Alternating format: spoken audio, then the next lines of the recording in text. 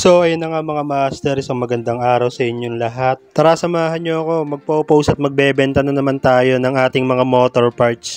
Bali bihira ko lang naman to gawin pag may oras lang, pag wala lang tayong trabaho. Pero ang maganda naman dito mga master, kahit na bihira lang natin to gawin, bihira lang ako mag-post, kahit papano nakakabenta naman. Bali ngayong araw nga pala naisip ko magkalkal para makapag-post at makapagpa-take call. Naisip ko kasi yung mga stock parts namin, lalo na yung maliliit, hindi ko pa napo-post. Wala pa ako nabebenta. Kaya eto, nilatag ko siya isa-isa.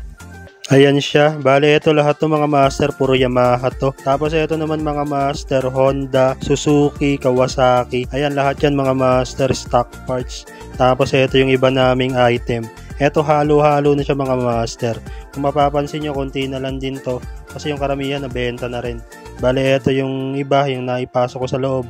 Mga napicturean at nabidyohan ko. Ang maganda dito mga master, pag post ni Mrs. at saka pag post ko, buti na lang may kumuha kaagad.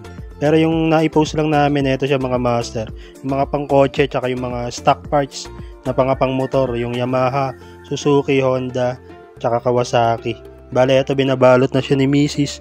para maipa-drop na rin.